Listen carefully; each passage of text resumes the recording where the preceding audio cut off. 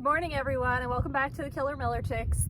I'm Christy and today I'm finally going to plant this bed here full of onions, so I thought I'd share that with you.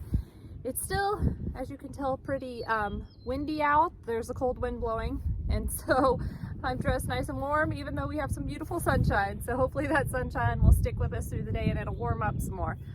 I'm gonna just work on this bed, get the weeds out of it so I can get my onions started for this year. I'm sure I'm way behind on that, but it's all right. We'll still have a nice harvest.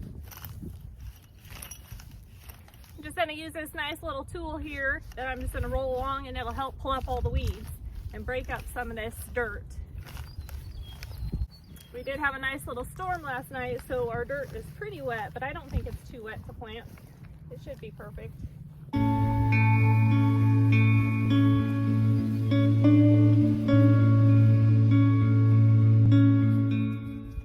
Garden bed is nice and ready now, so I can plant all of my onions. In this bed I'm going to plant 3 varieties of onions. They're all the ones that I got whenever we went to Jamesport. So I'm going to plant some yellow onions, some white onions, and then all of these candy onions. While I've been working on this, Shane has been working on a neat project for our baby ducks. We've had a lot of trouble with our ducks getting eaten by coyotes. Our pond just isn't full enough. We've had issues with our pond. It just leaks once in a while.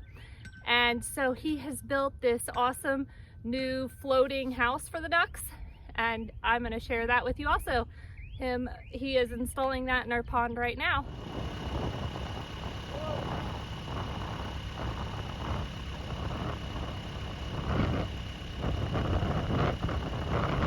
We chose to fence it in for now because we've got to teach the baby ducks to stay down here in the pond and with their new home. And so fencing it in, we found, is the easiest way.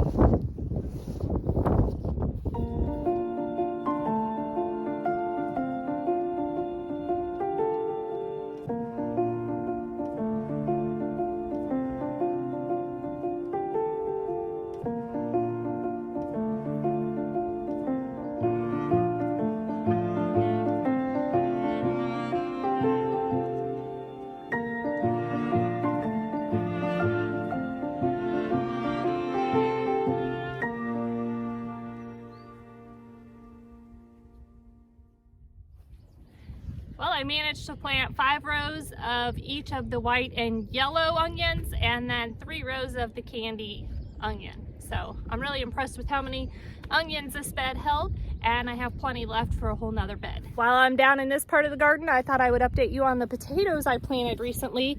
They have just started sprouting finally. So I'm not sure if it's all the rain we've got recently or if it's all the sunshine we've got, maybe a mixture of both, but they are finally sprouting.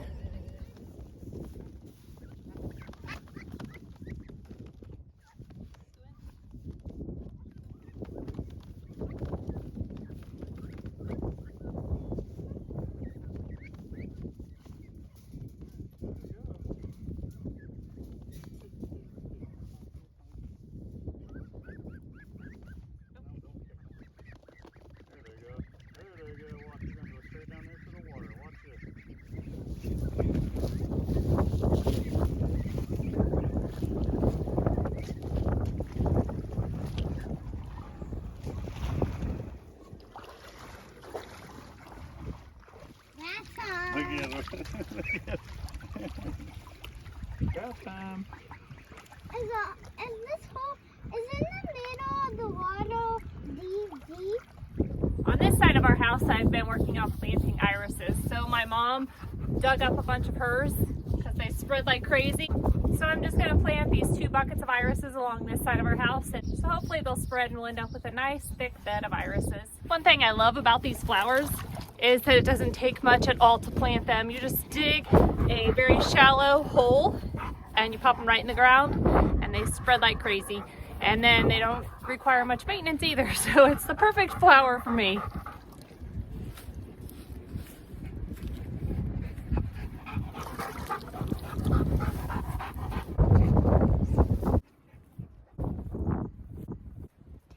It's really just as easy as that. Next year at this time, we're going to have all kinds of lovely irises blooming on this side of the house. just so you have an idea what these lilies will look like when they do bloom, this is one I planted last year. And they won't bloom the first year when you plant them, but they will bloom the next year. Don't mind Jedi here. This is my grand pup, my daughter's dog. We've been watching him, and he just thinks he has to be everywhere. He's smart. He lays down where I'm working, and then I have to throw his ball. So, well, it looks like we have a little friend here. I'm not even sure where it came from. Jedi found it in the pond and brought it up here. What? Looks like it's a painted turtle. Cute little thing. Finally, after all these days of trying and it just being too windy, we just fought the wind and we got that roof on our greenhouse. It feels so great to get that done.